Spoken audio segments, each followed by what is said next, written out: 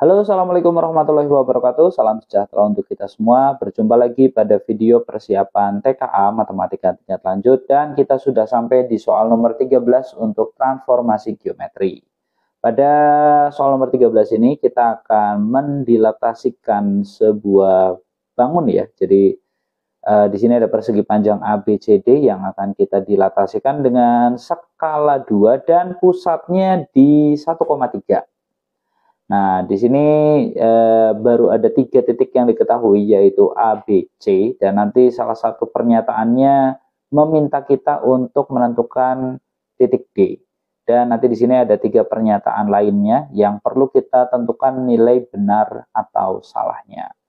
Untuk lebih mudah memahami pembahasannya nanti, dipersilakan mencatat soalnya terlebih dahulu. Dipersilakan dengan cara mempause video ini terlebih dahulu.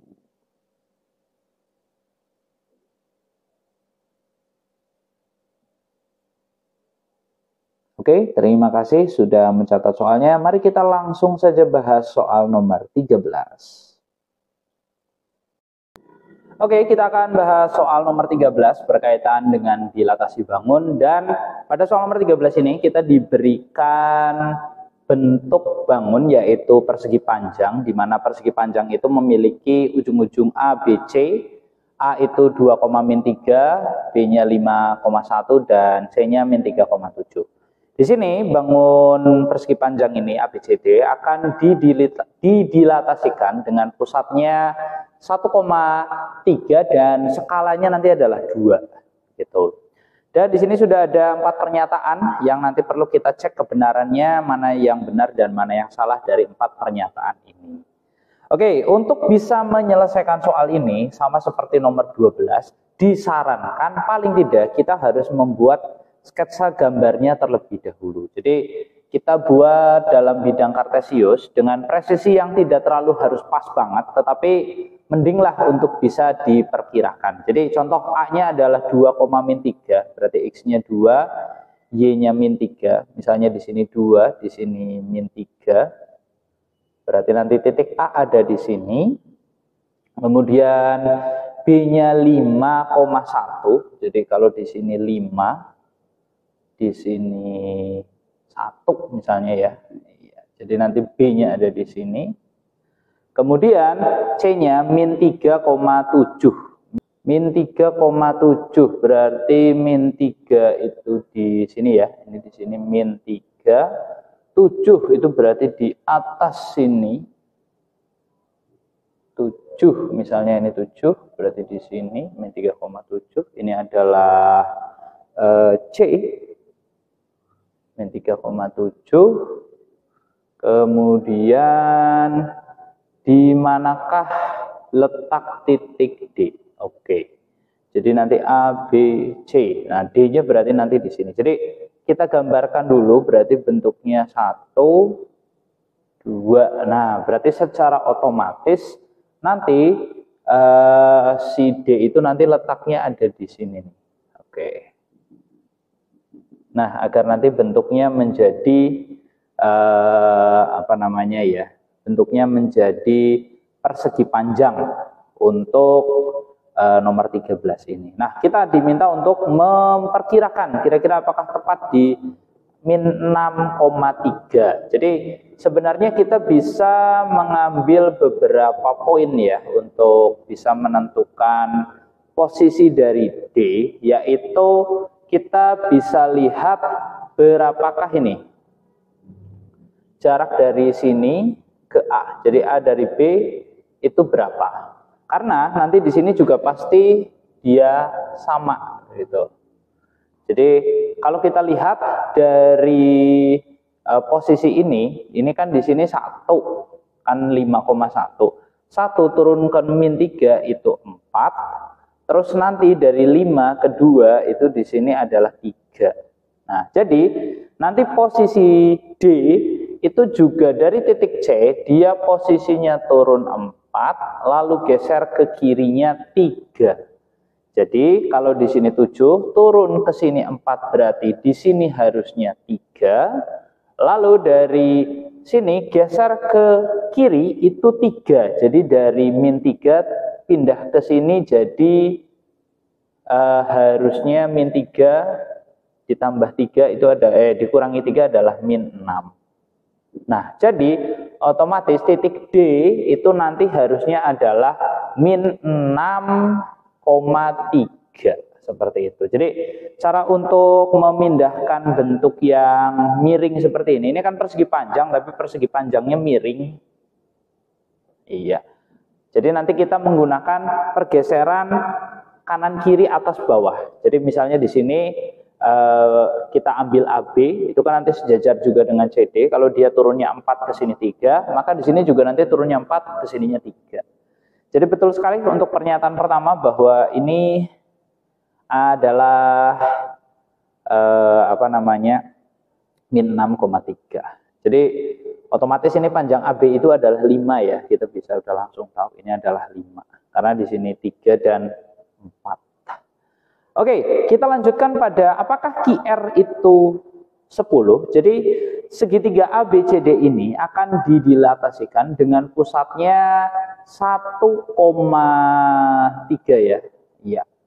1,3 itu berarti nanti ada di sini ya. 1,3 berarti nanti ada di sini. Jadi dia berada di dalam persegi panjangnya. Jadi bentuk skalarnya nanti akan berada di sekitarannya juga, lebih luas seperti ini.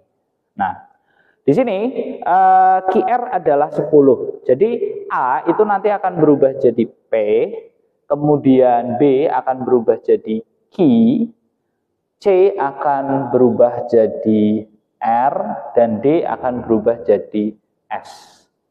Jadi PQRS dengan bentuk yang lebih besar karena pusatnya ada di dalam sini.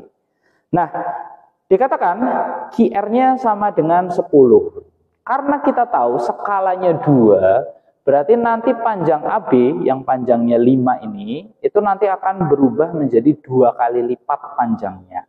Jadi kalau kita katakan apakah QR-nya sama dengan 10, kita perlu tahu dulu nih sebenarnya panjang BC-nya berapa, begitu ya. Karena di sini kita bisa melihat BC itu nanti akan berubah menjadi QR. Nah, bagaimana kita cara mencari tahunya? Sama seperti tadi, kita buat segitiga siku-siku yang nanti melewati sisi panjangnya di sini, gitu loh. Jadi karena di sini min 3 sampai 5, min 3 sampai 5 itu berarti 8. Kemudian nanti dari B ke C, ini kan di sini 1. Kemudian nanti di sini adalah 6 berarti ya, karena di 1 dan 7 berarti 6. Oke, berarti secara otomatis dengan teorema Pythagoras ya, panjang BC itu sama dengan 10.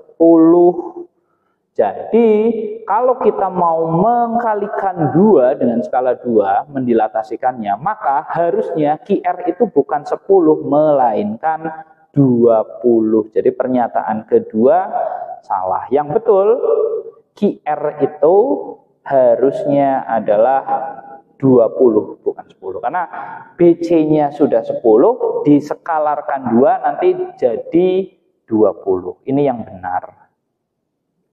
Kemudian apakah P menjadi 3,-9? Sebenarnya karena di sini skalarsnya 2, sebenarnya kita tinggal kalikan 2 saja ya. Jadi 2, tidak, karena ini nanti pusatnya di 1,3 berarti tidak sesederhana itu ya. Kita harus menggunakan matriksnya. Jadi kalau kita dapatkan X1 aksen Y1 aksen dari skalar ini, berarti nanti kita harus kalikan 2 dari X1 min 1 Y1 min 3, nanti harus ditambah 1, 3. Jadi karena pusatnya di di P1,3, maka secara otomatis kita tidak bisa langsung mengalihkan titik-titik itu dengan 2, tapi harus melalui proses ini terlebih dahulu. Berarti kita hitung saja untuk titik P ya. P itu berarti dari A itu 2,-3, berarti 2 dalam kurung 2 min 3 dikurangi 1 dikurangi 3 ditambah 1, 3. Nah, seperti ini hasilnya adalah 1. Ini 1 ya. Ini hasilnya adalah min 6. Berarti nanti 1 dikali dikali 2, berarti hasilnya adalah 2. 2 kali min 6 adalah min 12. Jangan lupa tambah 1 tambah 3. Oke. Berarti nanti untuk P itu posisinya ada di 2 tambah 1 adalah 3. Kemudian min 12 ditambah 3 adalah min 9. Oke, bisa kita buktikan bahwa ini benar, gitu ya. Jadi pernyataan 1 benar, pernyataan 2 salah. Kalau yang betul itu nanti yang 20 untuk QR, tapi kalau 10 itu salah. Dan pernyataan terakhir, mari kita lihat. Di sini PQR adalah 100. Oke. Jadi kita tahu panjangnya adalah 10, lebarnya adalah 5. Jadi secara otomatis kita bisa menyimpulkan bahwa luas A, B, C, D itu adalah 5 kali 10, 50. Ya, 50 satuan luas. Ini adalah luas dari ABCD. Nah, bagaimana dengan luas dari PQRS? Nah, karena skalanya 2, maka luas dari PQRS itu harusnya adalah 2 kuadrat kali itu ya dari luas semula. Jadi kalau kita bertanya berapakah luas PQRS, maka jawabannya adalah 4 kali luas ABCD. Nah, seperti ini. Jadi 4 kalinya, bukan 2 kali lipatnya. Skala 2 berarti luasnya itu nanti 2 kuadrat. Sehingga otomatis nanti berapakah luas PQRS, yaitu 4 dikali 50. Gitu ya, 4 kali 50 itu adalah 200. Nah, pernyataan ini menyebabkan pernyataan keempat itu salah. Jadi luas PQRS itu bukan 100 tetapi 200. Jadi 4 kali lipat karena skalanya itu 2. 2 kuadrat dari skalanya. Jadi luas itu nanti akan bertambah kuadrat dari skala yang diberikan. Kalau skalanya 2 berarti menjadi 4 kali lipat. Kalau nanti skalanya 3 berarti luasnya akan jadi 9 kali lipat. Dan kalau misalnya skala 5 berarti nanti dia akan berubah jadi 25 kali lipat untuk luas bangun yang terbentuk. Oke, itu saja untuk pertanyaan nomor 13. Jadi pernyataan yang benar adalah 1 dan 3, yang salah adalah 2 dan 4. Terima kasih.